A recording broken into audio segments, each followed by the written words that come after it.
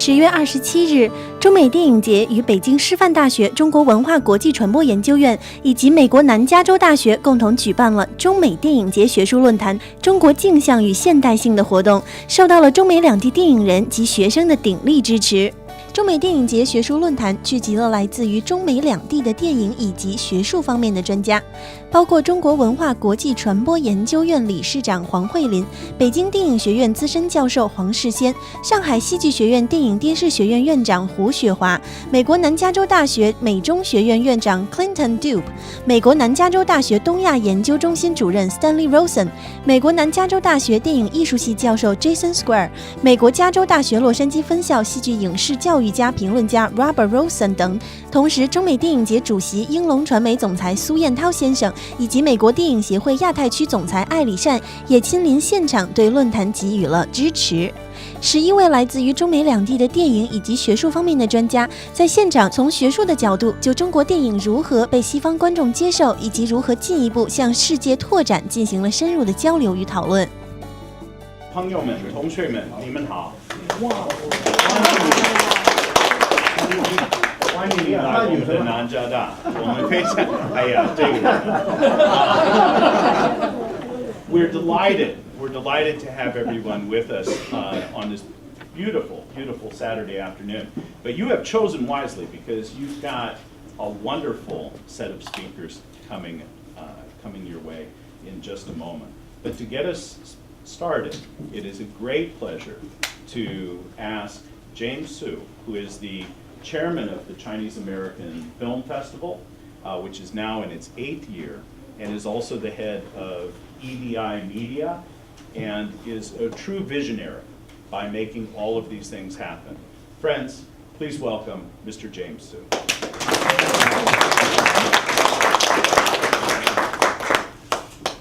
It's my great honor to be here for 3 reasons.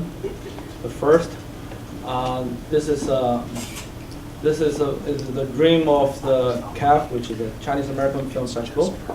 In the past 7 years, we always think if we can have a professor forum between Chinese and American. Because a few of my friends and also our press friends tell us the Hollywood is the film industry.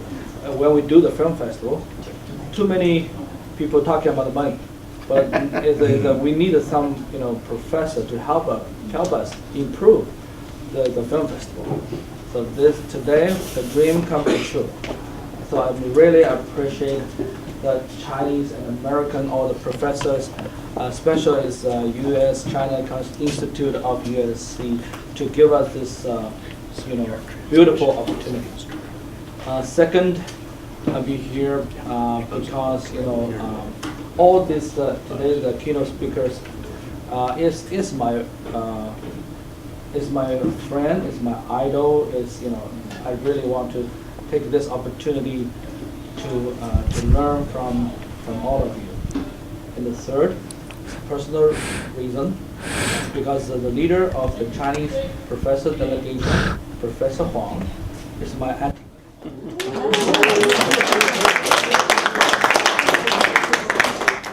各位，报告一下，今天来这边很简单，3个原因。第一个原因，中美电影节办了8年，这是第1年有一个教授论坛，我们是美梦成真。之前很多人说中美电影节太多的是谈的都是电影里面的一些合作，所以太多同酬啊，所以要增加一些学术的气氛。我们很希望有这么一个学术的一个论坛。我们非常的荣幸，终于在这个黄慧林教授所领导的这个北师大的这个文化学院的这个支持和主导之下，来主办这样的一个活动，也感谢南加大这个美中学院来主办这样的一个活动，两边给我们这么好的一个平台。第二个原因是今天来的所有的教授，中方美方的都是我的偶像。有好几位都是多年的好朋友，非常的这个荣幸，也能够在这样的一个平台上学习。最后一个原因，刚刚大家看拍手就想到这个领导，这个中国这个教授代表团的这个领导的这个教授，黄慧玲教授，是我的姑妈，所以呢，这是一个特殊的原因。我非常8年来这是第一次，终于把她也欢迎来了，所以呢，这是我非常荣幸。预祝今天，也相信今天的论坛一定非常精彩。Thank you very much. Thank you. Thank you very much, Chairman Su. It is a wonderful thing to have such a distinguished group of scholars, both from the United States and from several places here in Southern California with us today. And so we got off to a late start, and I apologize for that. And so we're going to have to hurry through the presentations because we're anxious to have time for your questions and for there to be a lively discussion. And so this is something we're looking forward to. We're going to see 5 short clips of films in just a moment. And these were films selected by the Academy for International Communication of Chinese Culture. And so we're happy to have this opportunity. But first, what festival has just passed? What Chinese festival has just passed? 现在就是那个电影节，对，这就是那个中秋节，那个中秋节，那个最重要的2个人就是那个侯一，还有嫦娥，所以我们都看到他们。这就是 this is a legendary story, and so if we look here, we can see that linkage between the United States and China has a long history. And so who is this? This is Mei Langfang. Mei Langfang, who of course is the greatest of Beijing opera stars and had a great following. Here Mei Langfang is portraying Chang'e. And then we look here and we see Mei Langfang in Los Angeles. Mei Langfang came to Los Angeles in 1930. And Mei Langfang was such an important figure in world culture that Hollywood turned out for Mei Langfang. And so people like Douglas Fairbanks, who the year before founded the USC School for Cinematic Arts, he was somebody who had great respect for Mei Langfang. But here Mei Langfang is meeting another film star, Charlie Chaplin. Both Charlie Chaplin and Douglas Fairbanks went to China to meet with Mei Langfang and others. Now, while Mei Langfang was here in Los Angeles, it was our great honor to present Mei Langfang with an honorary doctorate. And so here we remember Dr. Mei Langfang. And so the linkages between the film world, between traditional means of telling stories and newer means of telling stories, all has happened here in Los Angeles at USC. Of course, for younger people, you know that Mei Langfang matters because Google honored him on his birthday with a special logo. Okay? So we're extremely fortunate to have such a distinguished group of scholars, and we'll be hearing from them in just a moment. But first, 5 short clips of very well-known, very highly regarded films chosen by the Academy for International Communication of Chinese Culture. I'm very embarrassed when people speak Mandarin because I speak Chinese but Cantonese. So I'm going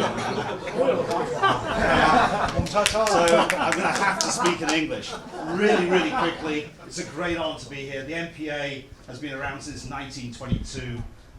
We believe in the need to continue to engage and work on the educational side.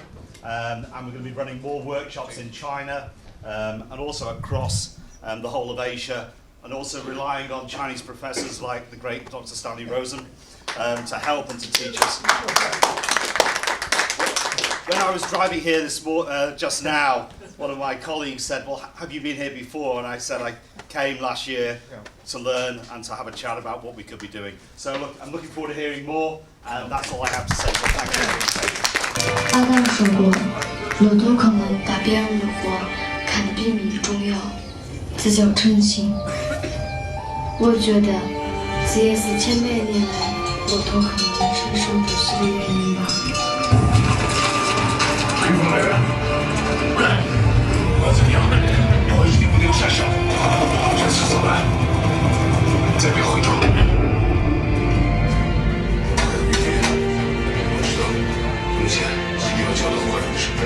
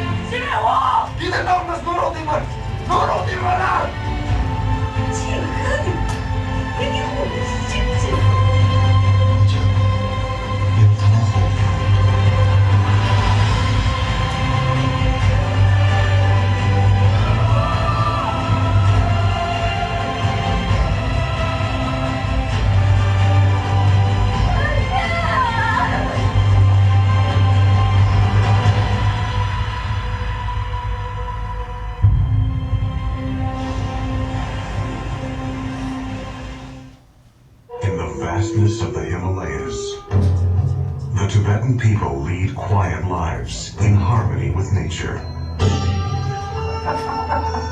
But what was once a peaceful land is no more.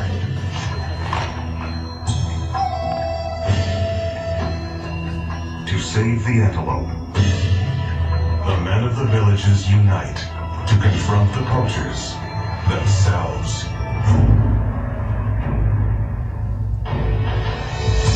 From National Geographic World Films, Samuel Goldwyn Films and Columbia Pictures Film Production Asia Limited present the astonishing story inspired by one people's remarkable mission.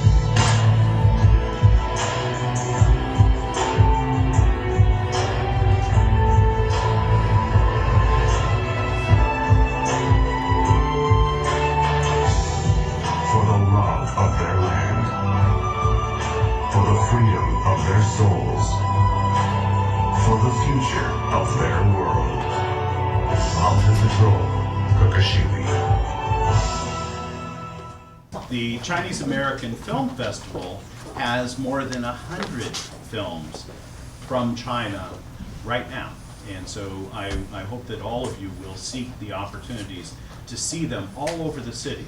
The film festival has done a wonderful job of bringing them to every neighborhood. Now we have an opportunity to hear from somebody who has been absolutely essential to the creation of the field of film studies in China. She's somebody who has helped to bring it into being. Professor Huang Huilin is the former head of the program at Beishida at Beijing Normal University. She also she was the founding director of the PhD program there in film studies. She has supervised all of the up and coming scholars in this area, and visionary that she is the founding leader of this academy.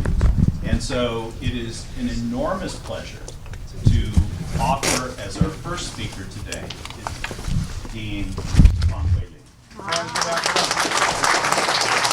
非常高兴来到南加大。 So good I got here at USC. 我们中国的从事电影理论学术研究的教授们到这里和同行们和朋友们 And it's the moment for us Chinese film researchers to get here too. 和大家一起度过愉快的半天。 All together hand in hand to spend the pleasant afternoon. 因为时间，我们只能很简单的通过 PPT， 我 Due 做 to 一点 limited 解释 time,。好，现在我开始我的提纲 now I 讲 start 述 my。part. 简单的说，在21世纪，我们中国的电影有了很大的发展。 Making it short, during the 21st century, Chinese film has been greatly developed. 对，这个图片说明中国电影在21世纪的发展。 This indicates the good start of the 21st century for Chinese films. 而就现在每年的电影制作数量上， As far as the quantity of production is concerned, 中国已经和美国差不多了。 China is almost catching up with the United States. 最近2年，每年可以有500部电影。 Especially during the past 2 years, which makes 100 per. 这个图表就说明它的发展。 And this chart indicates 还有就是中国的电影院和银幕的数量也 In 有 addition to that, the 很大的 numbers 增 of 长。 theaters and screens are greatly developed. 尽管它的发展是很大的，但是它还有短板，有缺陷。 In spite of such a big development, we still have shortcomings. 它的缺陷之一就是缺少国际的认知。 By that I mean, at least we are lacking of the recognition of international filmmakers. 我们去年做了一次全球的国际数据调研， The statistics last year that we did all over the world of last year is 数据显示1/3以上的外国观众不了解中国电影。 1/3 of audiences outside China do not know Chinese films. 32%的用英文的观众从来没32% 看 of 见过中国电影。 English-speaking audiences have never seen Chinese films. 而事实上呢，世界上超过90%的电影票房是好莱坞的。 But as a matter of fact, over 90% of the box income belong to Hollywood. 超过90%的国际电影奖项是欧洲的。 Over 90% of the awards, international awards regarding films, with winners, they are belong to winners of Europe. 当然，我们还要说，中国电影的数量是让人鼓舞的，市场的潜力是很大的。 Still, I want to say, looking at the numbers, I feel, well, encouraged. And I see the potential of the market. 要发展前进，路还很漫长。 We have a longer road, quite a long road ahead of us to make it further developed. 这是想跟大家说的一点。 That's a basic summary which covers part 1. 所以呢，我们想说，这样的一种现状说 Based on 明 that, I would like to say 中国电影有大量的投资机会。 Chinese films has more space for investment. 中国的电影产业有很巨大的发展 The 空 Chinese 间， film industry has more space of development. 这是我想沟通的第一点。 And this is number 1. 第二点 And 想 number 说 2的 is 是，我们换一个图表，从这个图表上看， Let's look at this one. 这是从1500年16世纪开始到现在的，全球 GDP 的变化。 And this shows the change of GDP from the year of 1501 to the present day, which was yesterday. 1500年，中国的 GDP 在世界上前列。 China used to lead the GDP at the year over the years of the 1500s. 以后就不断衰落， And from that point on, we went south. 一直到新世纪，我们又上升了， And then, starting this new century, we started to rise up again. 显示了一种很快的增长。 That indicates a fast growth. 这也是我们文化发展的一个前提和机会。 And this is also a chance for the culture to develop itself, and it is a good chance for it, for the industry. 对，根据这样的情况，我们 AICCC 研究院进行了一点研究。 Based on this, AICCC has done another research. 我们认为，现在世界文化格局特征2个字：多元。 From which we derive the principle that we, number one, we say the culture, the industry of culture, well, number one character is being diverse. 在多元当中，从影响力看，大体可以认为有3级。 And as far as diversity is concerned, I'm talking about 3 points. 如果说把欧洲文化、美国文化看成2级， If you put European culture and U.S. culture together as 2 of the levels, 那么有几千年的历史的、有强大生命力的中国文化，可以是又一级。 Chinese culture, which has a history as rich as several thousand years, can be another level themselves. 在电影上看也相似。 And if you take a look at the film productions, you will probably come to the same result. 大体上也是可以这样分的。 Basically, we can say 应该说，欧洲的电影是世界电影的开始，而美国的电影 the Europeans 是 started the 世界 film 电影的，在20年代成为了主流。 and boosted up during the past century by Americans. 他们在电影文化上也构成了2个级。 And they made 2 basic contributions. 欧洲的电影在艺术理念和文化表现力上是重要的一级。 And European films focuses on the basic concept and culture consequences. 美国的电影在电影的产业和文化的影响力上是重要的一级。 And American production emphasized on its scale and also on its influence.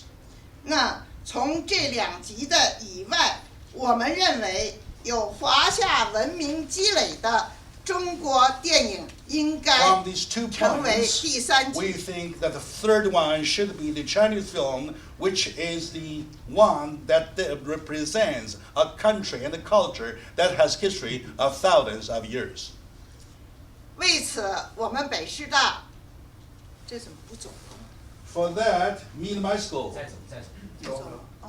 为此，我们北师大和美国国际数据集团，就是 IDG， 联合组成了中国文化国际传播研究院。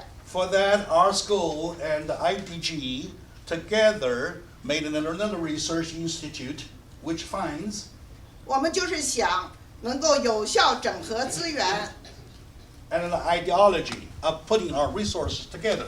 通过扎实的研究 Through 和 solid research 有中国特色的创作， and some Chinese, Chinanized creations, 使中国的文化更快地走向世界。 push Chinese culture to go to the world, go out of China faster. 刚才的几部电影只是片段，是我们 The 一种 clips you 努力的 just 尝试。 saw are just a window of what we have been trying for the past years. 我们觉得中国文化是有责任走向世界，构建和谐的世 I 界 feel 文 the 化。 Chinese culture feels responsible for making the world more peaceful. more harmony, to enjoy more harmony. 我们成立了2年研究院，做了这样一些事情。 Our school, though has founded only 2 years, has done quite a bit. 组织了2期美国青年到中国去 Looking China。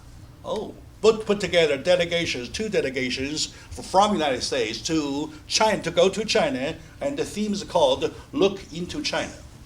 Looking China 去年做了9部短片，已经得了3个国际奖。 And under the same theme, we made 9 short films, out of which 3 won 今 international 年又组织了第2期， award.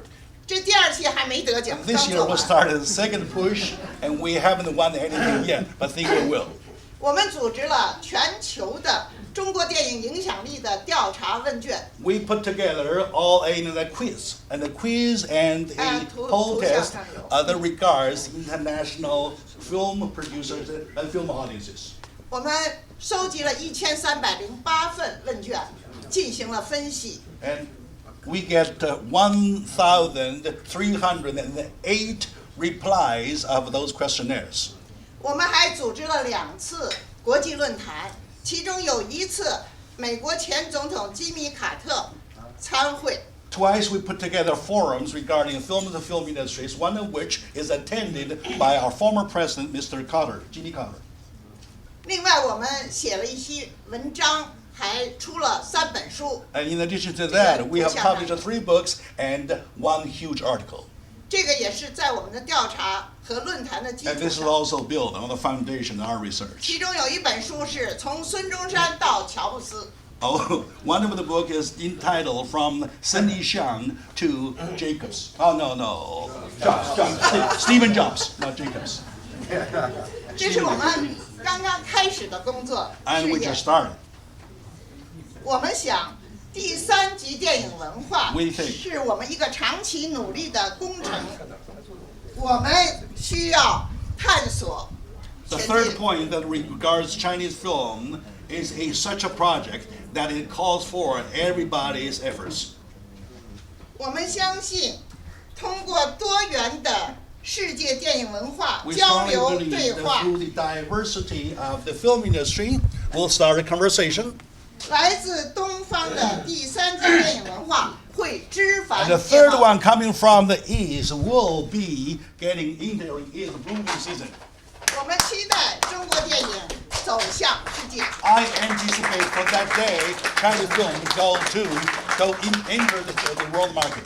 谢谢大家 Thank you very，Thank much. Ladies and gentlemen, we turn now to another professor named Huang, Professor Huang Shixian. Professor Huang is retired now from the Beijing Film Academy, but not retired from having tremendous influence in the film world. As you know from his biography that's on the website and in some of the materials that you have, he was one of those people asked in at the end of the 20th century to come up with a list of the 100 most influential Chinese films. We, though, are extremely fortunate because we are welcoming him back to USC.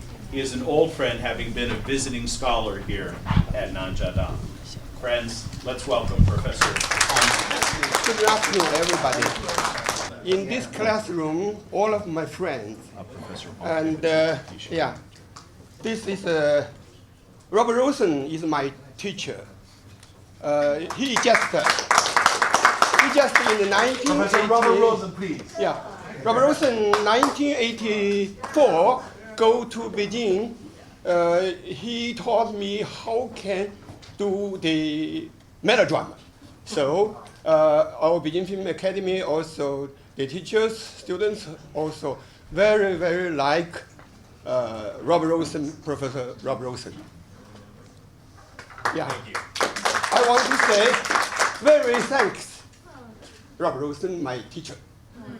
And a lot of friends, Jason Squire, Stanley Rosen. But I can speak English a little bit. I want just 10 minutes. So Mr. Zhao can help me. 那么我讲的这个题目是镜像与诗学。中国少数民族电影人文原生态和现代性的交融。21世纪最初的几年， The first few years of the 21st century, 以英雄为代表的大片创造了奇迹，走向了世界。 wonders were made, were represented by the films such as Hero. 但是近3-4年来，中国的大片开始沉 For 沦 the，past 3 or 4 years, I don't see the rise. Instead, I 从 see something 从金陵 fundamental 13钗 different. 到画皮2，非常糟糕，患了文化的贫血症。 From the War of Flowers Awards and the 画皮2， 画皮2, I don't know what that is. Oh, Pink Face. 可是他们在市场 I 上， think they are well disasters. 他们在市场上创造了奇观。画皮2是拿到7.5亿， But the question is, they made wonders. In another way, they made the box office record. 但这样的片子具有极大的文化的破坏性。 But I believe they have done more damage to building of our culture. 与中国的大片不同，我们的一些少数民族电影显示了一种非常清新的文化的内涵和底蕴。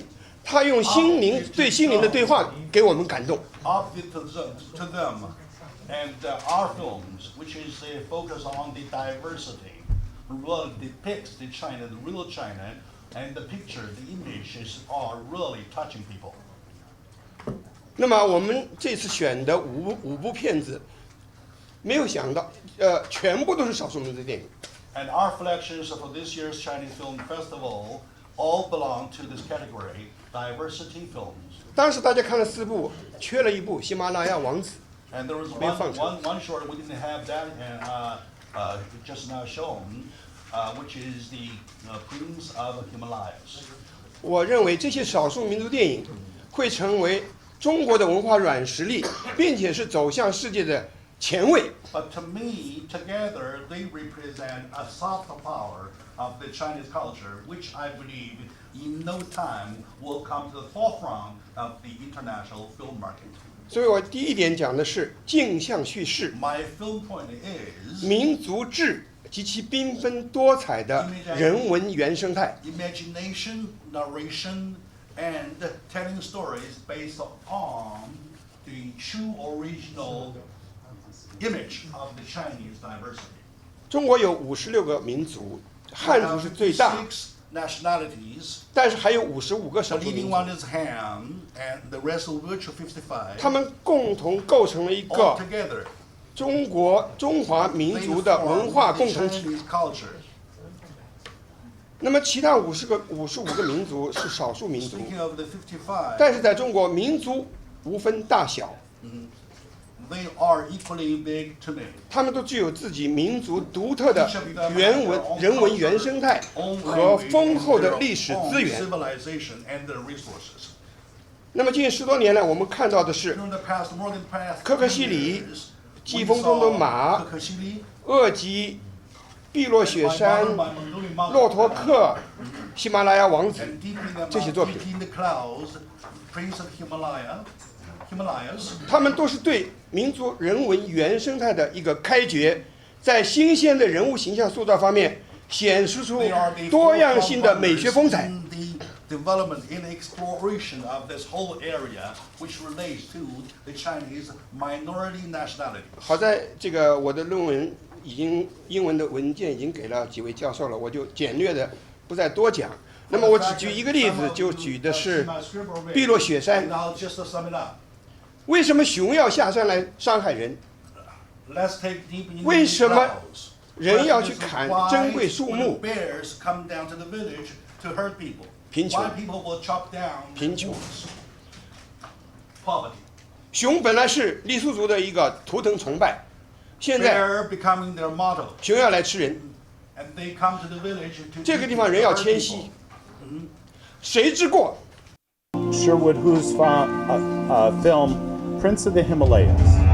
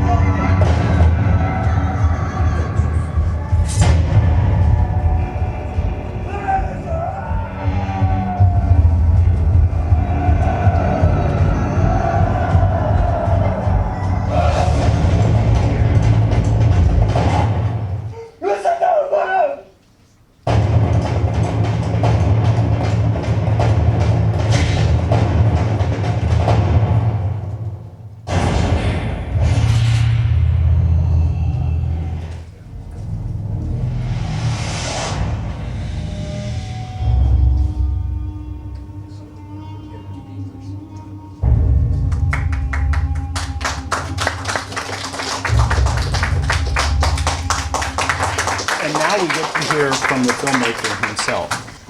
Professor Sherwood, who, born and raised in Shanghai, came to the United States, earned a master's degree, took his PhD at the University of Hawaii. You see that he's a filmmaker, but he also works for the smaller screen as well. He has produced a television series, and he is also an academic entrepreneur, the head of his own school. Ladies and gentlemen, dean, president, director, a super talented individual, Professor Sherwood. Very happy to be here. To start with I want to really brief because I want to have more time to communicate with all the audience here. And first, I really wanted to say I appreciate Miss Barbara Rosen and Stanley Rosen, and they were my private teachers. Years ago, about 10 years ago, I went to their houses, classes, and listened to them to teach me, nurturing me. And thank you so much. What you guys are here? 我讲吧，这个我刚才讲啊，这两位伟大的教授啊，Barbara Rosen 和 Stanley Rosen， 我在10多年前在洛杉矶就听他们的课，到他们家里去，他们给了我很大的帮助。如果没有他们对我帮助的话，我可能不会站在这里。第二个我要感谢的呢，就是我们的黄世宪教授。从我拍第一部电影到现在，几乎每一次我在创作的时候，都要跟我们的黄教授进行交流。他虽然已经将近70了吧，77，已经77了，黄教授已经77了，但是黄教授他的思想仍然那么年轻。谢谢黄教授。So also want to extend my appreciation to Mr. Huang Shixian. And when I start my first film, he was there. Until now, I'm making films, still giving advices. This year, he is already 77, but his mind is still young. And we know the youngest artist is Picasso. 80-something, he's the youngest because his mind is still young. And so I will say a few things because from my own experience, I think culture itself has boundaries. How we surpass those boundaries? We need to communicate. We need to have people like now, we stay in the same home, same place, communicate, understand each other. Of course, the other way we can surpass those boundaries through films. Because film is a tool, can transcending all the boundaries, take us to somewhere, the spirituality. Doesn't matter. You're black, you're white, you're Asian. The film can bring us some same value. And also art itself speaks to all of the world, to all the people around it. And the second, I believe, from my own experiences, culture itself must be identified. Because now in China, they're saying, say, 民族的就是世界。Something nationality is international, which is I think is wrong. I think the nationality only within the nation. How can you transcending from nation to international stage? That needs a bridge. That needs something. We all need to put our efforts into it. That means we must learn from each other. We must become all the messengers come through the bridge. That's why we have today's symposium. We have this meeting. That's my second point. Third, because I made Chinese films. I made American films. My first film is produced, English language film, produced by Francis Coppola. And so I started in both universities. I taught in 3 universities, and 2 of them in the States, 1 in China. Now I'm the president of film and television in Shanghai Theater Academy. And so I really believe the most important thing is we have to building up these bridges. And in terms of filmmaking, I think now we know all the professors brought up all the issues. Say, okay, we have film makes millions of dollars, yet content-wise, quality-wise, didn't really work. Why? I think most of Chinese films, they're looking back. They're looking back. They all like grab things from the past, but doesn't have the substance and vision towards the future, towards inside of human nature. They learned a lot of things from America. For me, I think the second, like a B-movie, visualizing stuff. But I think in terms of storytelling, a lot of things we need to learn from here. I learned from here. And I had a discussion with great director An Lee. An Lee and I, we agree upon the same thing. A lot of things we don't agree upon. But one thing we agree upon. And he goes, the structure, the writing, storytelling, Hollywood has spent centuries exploring it. Why we can't just learn from it? I see that makes perfect sense. Like we have software, right? We have Apple, right? We have Microsoft. Those are tools. And we should learn some of the procedure, how to make things happen. And also, the American film sometimes provides the basic values of it. Sometimes you're sitting in the cinema, you say, oh, the movie doesn't really, sounds to me. But you probably much very enjoyable to watching it, And that means something works for the audiences. But in China, some of the film you look at, there is no value in it. That's the problem. That's the problem we must face to it. And we should look forward. And we should have the vision of it. Doesn't matter you are a politician, you are economics, you are artists. I think we need to look the future. Also look into human's heart. For me as a filmmaker, the most important thing, I have to say what I think, what I feel. And the last word here. This film, and fortunately, received so well. We received a lot of awards, and we played all around the world, and people love it. And one great filmmaker, playwright in China, Huang Zhongjiang, he passed away 2 years ago. And he is like this legendary figure. And after he saw the film, he said, Sherwood, if Shakespeare is still alive, he will say, Sherwood, understand my spirits. And to my surprise, and last month, when the movie showed in New York City from December 15th to April 15th in Rubin Museum, and one review from New York Post, some guy wrote this. He said, Shakespeare going to be shocked, yet pleased. They always have similarities. And Dr. Rosen just said to me, said, oh, you improved Shakespeare. I said, oh, I know. How dare I improve it? And one ending note. Rubin Museum accepted this film as one of their archive films. I'm really blessed.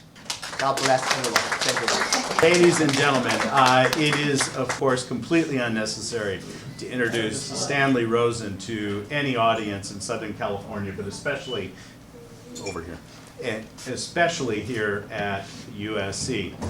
Professor Rosen has taught at USC since 1979. He has headed the East Asian Studies Center. He is, of course, the senior member of the China Studies faculty. Only by age. The senior member in every imaginable aspect. We are delighted that he has, in fact, done so much to invigorate the study of Chinese film, not just here at USC, but across the nation. One of the top scholars in America on Chinese cinema, Professor Stanley. Even though I have 106 slides, I'm not going to go through anything near that number. Let's see if this works. Okay, this will be good. I want to start off with just a series of questions, which I won't have time to answer, but it's really, the talk I would give is about the obstacles to Chinese film on the international market, concentrating on the US for today. but how successful can any foreign language film be in the North American market? Can a film that's successful in China, a Chinese film, also be successful overseas? What can we learn by looking at the market for Chinese films in the U.S.? And if I had time, talk about U.S. films in China and co-productions. What are the advantages and disadvantages of the Hollywood relationship with China, which I probably won't have time to talk about.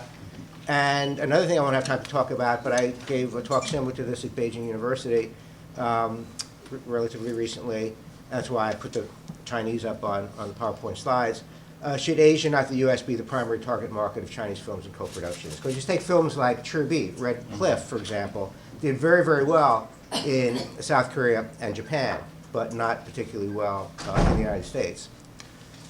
Okay, let me start off with a couple of examples of things that should have done well, might have been expected to do well, but did not do well in the North American market. Starting with Detective D, 狄仁杰之通天帝国. Excellent film. You can see in the poster, it shows a masterpiece, great reviews, Crouching Tiger, Hidden Dragon, meets Sherlock Holmes, only a lot more fun, that kind of thing.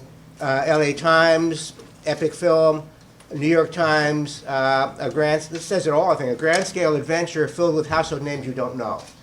And if you don't have names you know, people are not going to go to the cinema. I think A.O. Scott, in his review, said it best. He said, if we lived in a utopian, borderless world without subtitles, the arrival of Detective D would be a global multiplex event.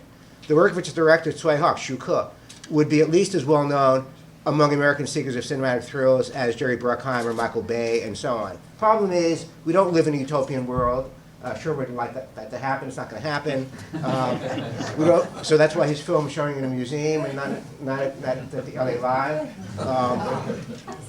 They don't live in a borderless world. Maybe 1% of the market in North America are for subtitled films. So you're already starting off with tremendous disadvantages for Chinese films. So if you look at the box office for Detective D, domestic, meaning the US, only 0.9%. 99.1% of the box office was foreign, meaning China, and Chinese language territories. When I spoke at Beida, it was before the Jinling Shizhan Chai Flowers of War came out. And I talked about the advantages and disadvantages of that Zhang Yimou Christian Bale film.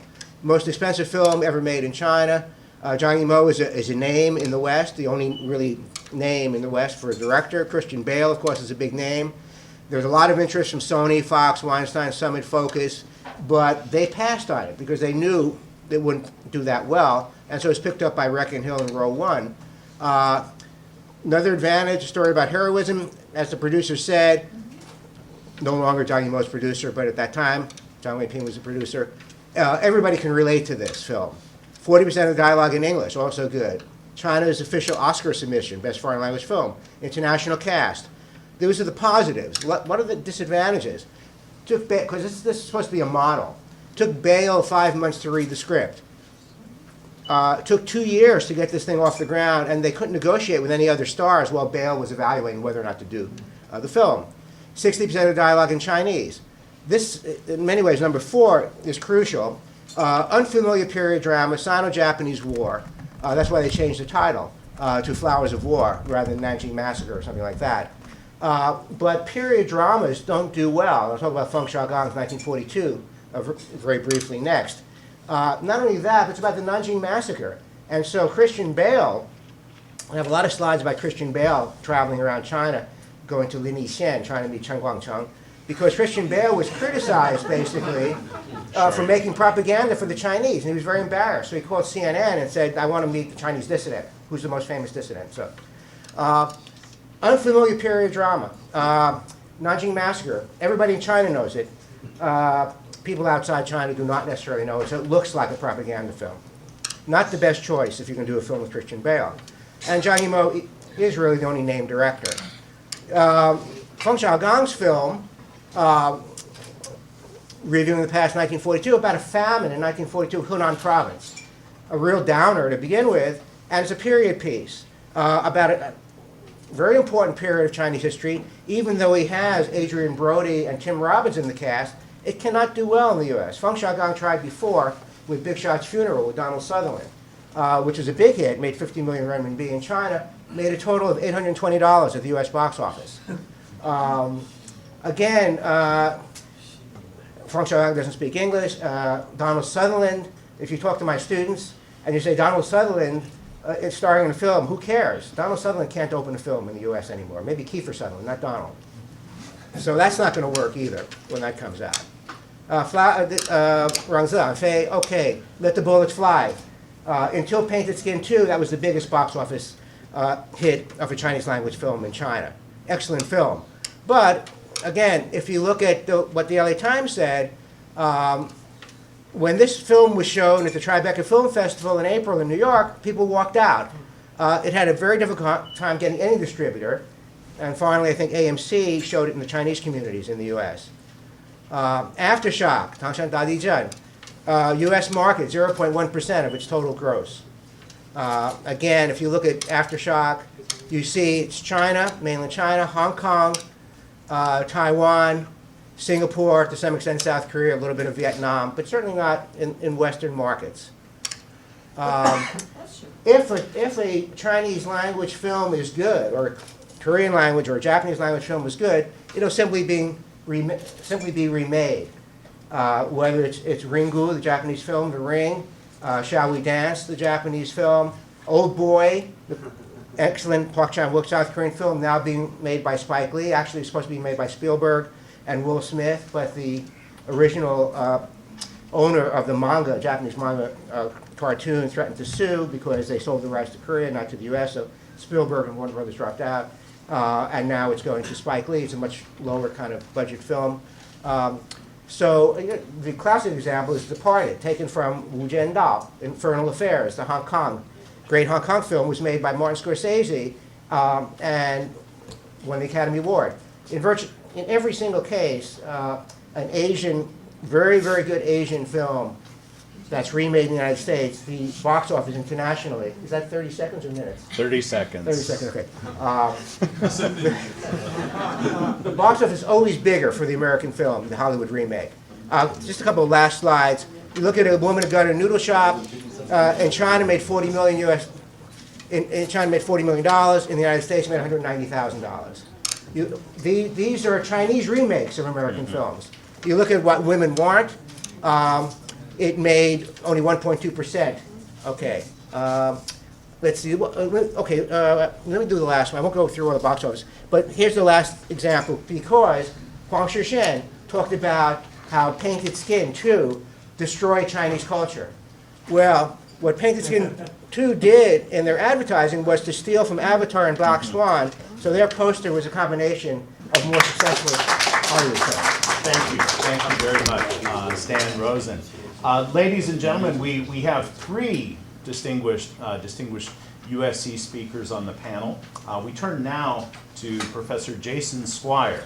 Jason Squire is somebody who has worked for many years in the movie business as a producer, as a screenwriter, and here at USC he teaches screenwriting, but he's best known for his textbook on the movie business. And he has helped to shape the movie business in China through the translation of that book. Ladies and gentlemen, Jason Squire. Thank you, Clayton. Thank you for the kind invitation. It really is wonderful to be sandwiched in on the panel between the Rosen brothers. It's really great. It's a big try. And a special shout out to a gentleman who has an enormously helpful influence on my work, who happens to be here. So it's a reunion to thank Professor Huang, who is sitting in the front row. It's great to be with you again, and thank you again for everything you have done on behalf of my work and the work of many people in the room. A great influence, a great positive influence in building bridges between China and U.S. So thank you again. First to say that we were all so pleased to be allowed to view the 5 movies. Of course, I had not seen any of them, and it's a real window into the excellence of Chinese film production. I was particularly struck by the absolute visual beauty of every single movie. the command of the medium at a very high level is stunning, and something to be lauded. And especially, many of the movies were made under really challenging conditions. There's so many daylight exterior, nighttime exterior sequences in all of these movies. Must have been so difficult, the circumstances under which these movies are made and captured in such a breathtaking manner, really the high art of cinema. Now, the great thing about movies is that it's an international language. And so all the borders fall away. And we really all in this room speak the same language. There are 3 types of movies being made today in this global industry, right? What's so exciting is that we are in a global industry, thank heavens. And at USC here, it is a global university. And we get the benefit of students who come from all over the world to study together. It is a very stimulating environment, as you all know. So there are 3 types of movies being made today. The first type is the very expensive English language tentpole movie. Terribly difficult to do, terribly challenging because it's very stressful because the budgets are so high. And the risk is so great. And they're not all big successes. These are highly speculative investments on the part of these English language movies. In fact, in the last year, we've had examples of 2 relative failures in this particular marketplace, in this rarefied marketplace of the very expensive tentpole big event movie intended for a global audience. Universal made a picture for, it was over $100 million US, called Battleship. Based on the board game, the children's board game, and Battleship at the box office, sadly, sank like a battleship. Right to the bottom. Right to the bottom. Well, nobody sets out to have a movie that will be distressed in the marketplace. It is very sad and can only be done by a very strong, very secure, very wealthy global media conglomerate like Comcast owning NBC Universal, the parent company that took the hit on Battleship. The great media company Disney also took a hit this year. This was a $2 million investment separate from marketing costs. This is $2 million production, USD. 200. That's what I mean. What did I say? Oh, that's I'm glad people are paying attention. They wish they made it for You're $2 just million. choking on the number, on the amount. Exactly right. So John Carter is the name of the movie. Greenlit at over $200 million negative cost. You can imagine that marketing costs, even though it was curtailed once it went out, was about probably another $100 million globally just to launch it, just to introduce it to the global marketplace. This picture also failed at the box office. Now, we can't learn much from failed pictures except to admire, frankly, the investment, the sense of green-lighting a movie with passion and with expectation without any certainty at all that any of these products will be successful and get a return on the investment. This is one of the only businesses you know where you make a full investment before you even know if the product is marketable. Now, this is a crazy business to be in. But it's very attractive. And that uncertainty attracts a lot of entrepreneurial people, craftspeople, artists, this wonderful global community that we have of movie people and media people in general. So that's the first type of movie. Second type of movie is a local language movie that travels. So it was made economically at a proper budget level for the local market, wherever it was made. You get your money back, you hope for a profit. But something intangible, contained in the message of the movie, in the experience of watching the movie, translates to other centers of culture and other languages. And that's wonderful. And we have some examples. It's very tough because it's a surprise usually, and that makes a movie profitable. Now, Looper in the US recently traveled to China and did very well.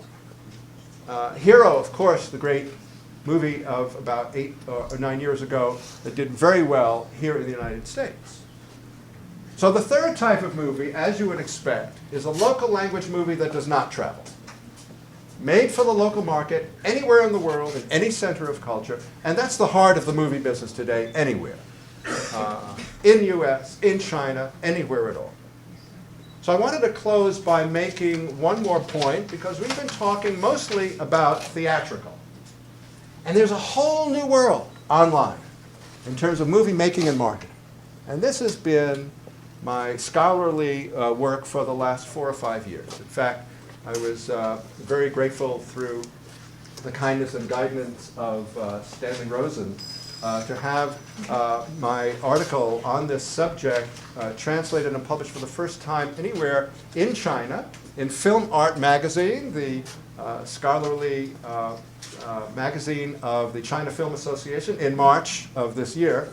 I was delighted with that. And this is something to consider for the future.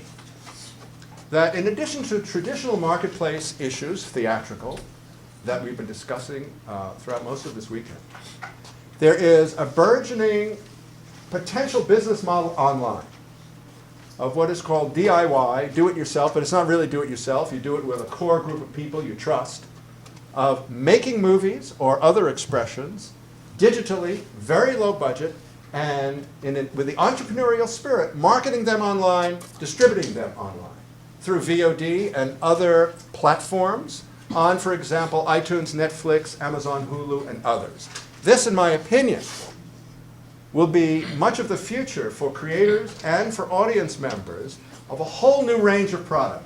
Can't wait for it to really kick in. It is just in the nurturing stage.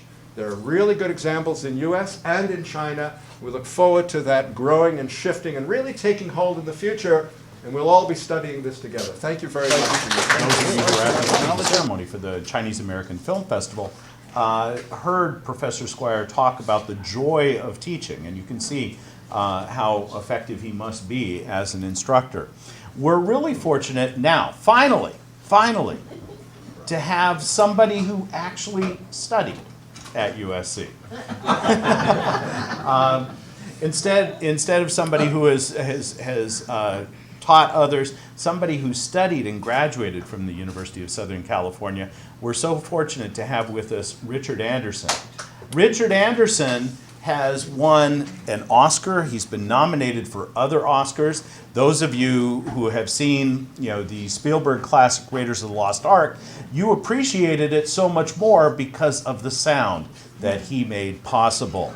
He's also received Emmys for his work on television, but like Sherwood, he's not afraid to go abroad and to work in a new environment. And of late, he has been writing, has been directing films in China, including the story of Genghis Khan. But he's not satisfied. Genghis Khan is too big for 2D, so he's bringing it in 3D. Ladies and gentlemen, Richard Anderson. First of all, just for the record, I am not a professor. I've lectured, but I'm not a professor. I just wanted to get up front after all these learned men from both sides of the ocean. I'd like to say I watched all 5 of these films, and I thought they were all really excellent films. And as it's been said, they were all about ethnic minorities in China. And they all had a theme of, one of the themes in them was nostalgia for this disappearing culture that they're in as it's encroached on by the modern world, which was often represented by the Han.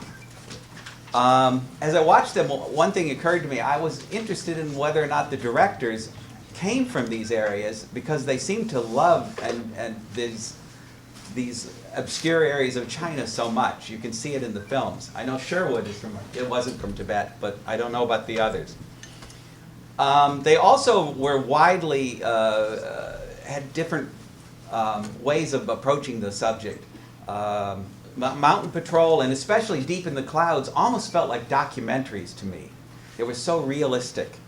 And the choice of the shots and things, it was really made you feel like you were there. And then on the opposite end was Prince of Himalayas, which was very stylized and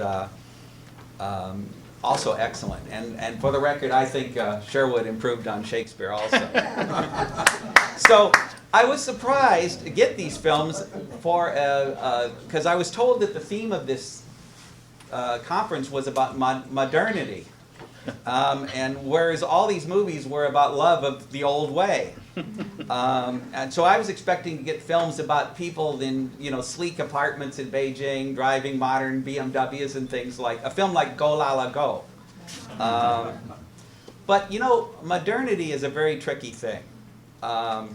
In the late 70s, or I should say mid-70s, no studio wanted to greenlight a film by young George Lucas about space.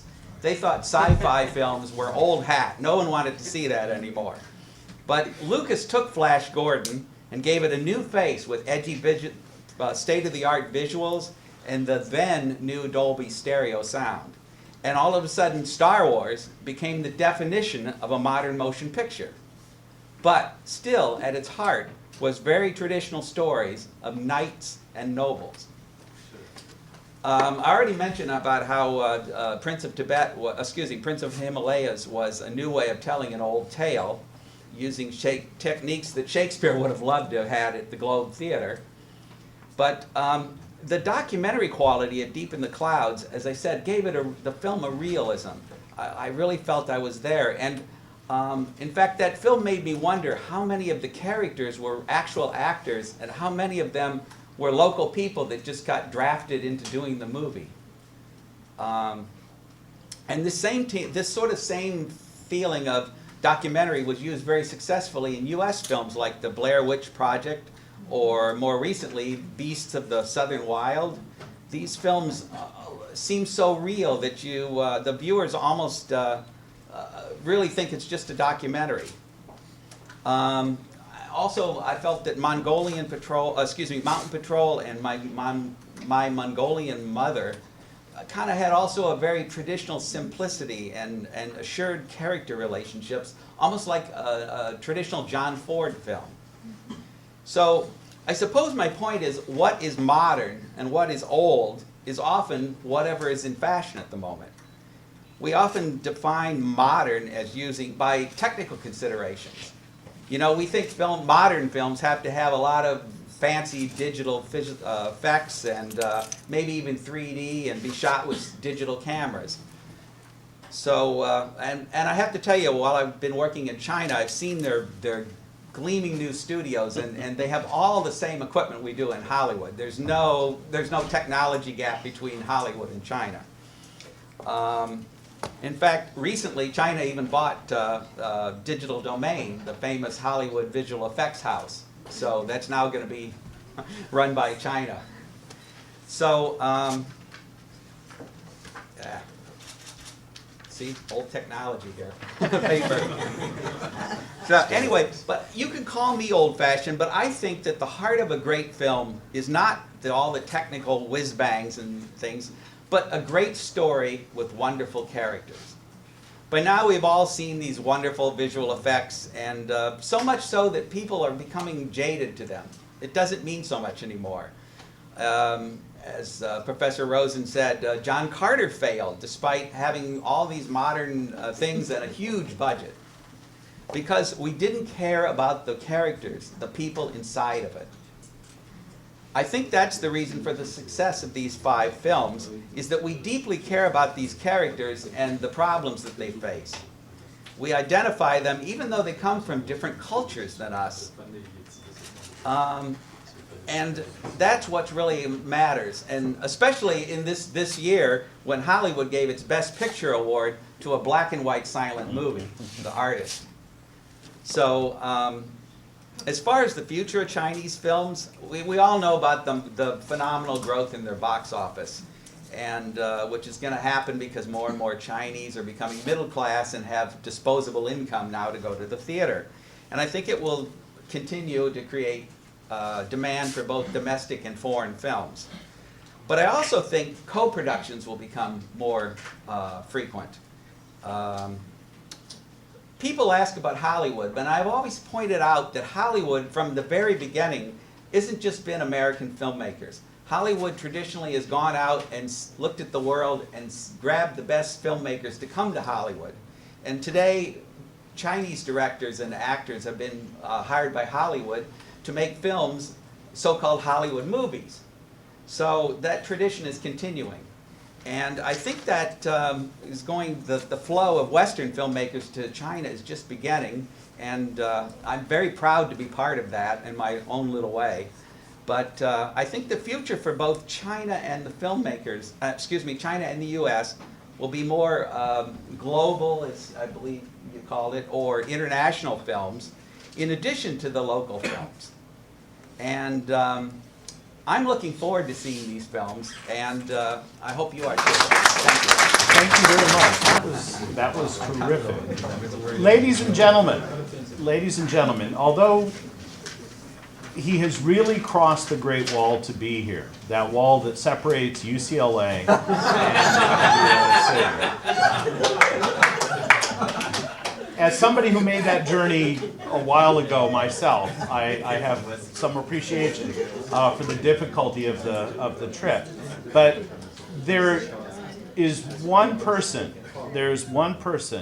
in this room who has had an enormous impact on the entire film industry, and that is Professor Robert Rosen.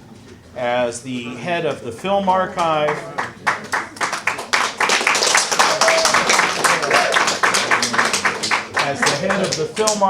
as the dean of the UCLA School of Film Theater and Television, Professor Rosen influenced the development of so many very, very talented artists. He's been honored by numerous career achievement awards and also by the government of France. There's nothing I could say to really reflect the depth of his achievement, the influence that he's had. I hope that you will help to welcome him now. For the last 35 years, I've been to China about a dozen times. I've been to USC twice. Thank you for the invitation. I'm also pleased that 28 years ago, Mr. Wong was my student. Now I am yours. I am learning, and the same is true with Sherwood. I want to start with a story of 1984 because it is directly relevant to making a comment in the spirit of this conference. In 1984, after a series of summer sessions sponsored by the China Film Association that loom large in my memory, I went to the head, when he was visiting here, of import-export for China Films, and said I had good news and bad news. The good news was that I've seen 8 movies that will play internationally, will win prizes at major film festivals, will help to establish Chinese cinema as a world cinema. They are films of enormous quality. They were films like one by a young director, Chen Kai-ga, who did Yellow Earth, that shot on a dirt floor studio down in Guilin with a cinematographer at the time, Johnny Mo. That was the good news. You give me those films, I will tour America. The major cultural centers, the Museum of Modern Art will start in Los Angeles. The bad news is, it's none of the films you want to export. I was told by the then head of the Film Bureau that these films were not popular enough, were too avant-garde, were too controversial, and they weren't good films for the world to expand the knowledge and reputation of Chinese film. When I talked to the head of import-export, he said, good idea. We'll do it and we'll bring the directors to Los Angeles. A very brave, a very wise, and a very forward-thinking decision.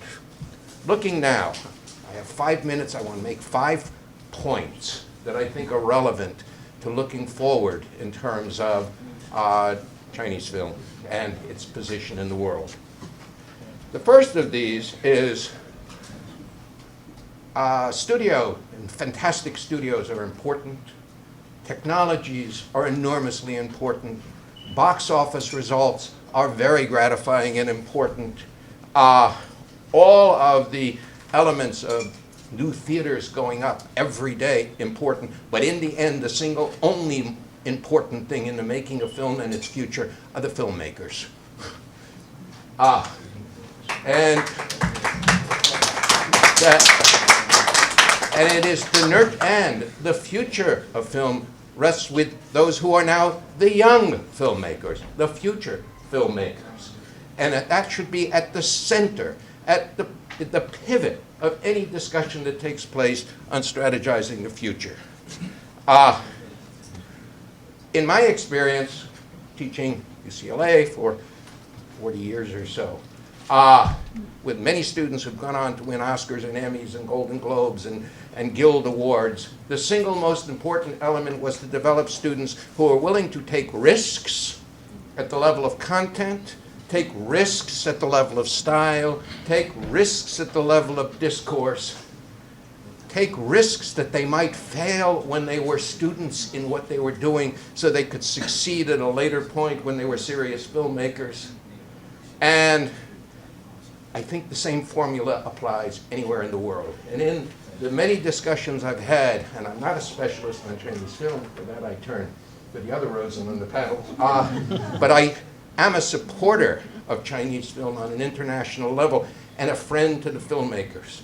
And when I've gathered filmmakers together and said to them, what are the problems for creativity? They all said the same thing. The problems were the lack of transparency and caprice of censorship. There were the results that resulted in self-censorship, where you were afraid to take risks for fear of your future career. And the third was having an overstress on making money rather than advancing the art form. They were enthusiasts, they were people with a vision of the future, and they were people who were in some ways discouraged by the environment that they found. So that's point one. Love your filmmakers. Point two, in terms of future, that related back to the experience I had in the past, in figuring out the kind of films to be made, be Chinese. That we saw on these movies, these excellent films that we looked at, the power, for example, of the Chinese landscape, as powerful in its potential meaning as the Western landscape, Monument Valley was to the American Western, or the Outback to Australian filmmaking. Figure out ways to make that as compelling for the rest of the world. And mythologies that transcend national boundaries and move into the realm of the spiritual to be developed. There's daily life, not just past history, daily life. People wonder what's happening in China. They're aware of it. They want to know what young people are experiencing. They want to know the frustrations they have, and they want to know their aspirations for the future. So the second thing is, don't simply imitate American films, because a imitation of an American blockbuster done in China is an imitation of an American blockbuster. It is not the same thing. It doesn't have the same power. But there are things in the culture, there are things in the history to develop. Third point closely related in that dialogue with the outside.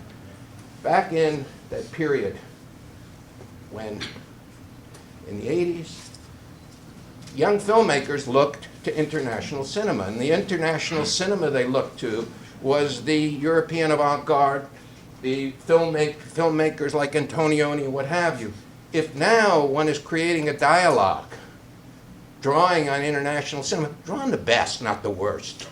There's probably more to be gotten from the films that are edgy films like Inception, that did very well at the Chinese box office, than there is for yet still another American tentpole movie that's part of a franchise and playing out a formula. There's more to learn. I'm delighted that there are 14 films that have been added to the quota of 20, it's now what, 34, maybe 36 films, but they're all big blockbusters and 3D. How about 14 films selected from independent filmmakers at Sundance and Tribeca and what have you. They may not be great at the box office, but they may be very important to the dialogue across culture. Point 4 has to do with the training of filmmakers, the relationship of theory and practice. In China, I encountered what I encountered in the United States. Here are the theorists here, developing the history and criticism. And here are the filmmakers. What I do, personally, is I teach theory to filmmakers. You want to expand their sense of the possible. You want them to have installed the software that enables them to think in more expansive ways about the possibility for storytelling and the elements of structure and style and discourse. The unity of theory and practice, and I talked about that in China often, how to bring back theoretical understanding into the training of movie professionals. Really a way to chart the future, to open possibilities. And finally, and it's not finally, but 5 minutes, the digital is your friend. The digital is the hope for the future. And the digital can be a seductress who will lead you up to the rocks. Okay. And on the one hand, the digital opens the possibility for a level of film literacy and practice that goes throughout the culture. And I saw that reflected in the 5,000 films that are at the independent film archive in China. It opens the way to a much larger pattern of visual literacy. The digital opens the way to amazing storytelling possibilities. The digital also, in movies where cows can fly, where you can put a different head on a different body, undermines the awe of human performance, and the performance becomes the movie itself, and no longer Charlie Chaplin on a tightrope with a monkey on his back, and you say, wow.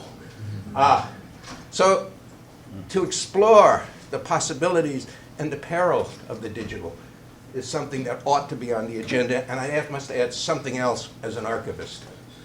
If you think that you shot a movie that was born digital, and because you put it on a hard drive and deposited it in an archive on the proper temperature and conditions of temperature and humidity, you have saved your movie, you're kidding yourself. The digital may be one of the first major cultural transformative events on a global scale for which there may be no historical memory. So be aware of preservation issues too. So, umpteen years later, after, I think that many of the lessons that I learned at the time from very smart people who are out there still apply well. Thank you. I think we need to applaud one more time to encourage him so that the third visit won't take too long. Ladies and gentlemen, let's thank.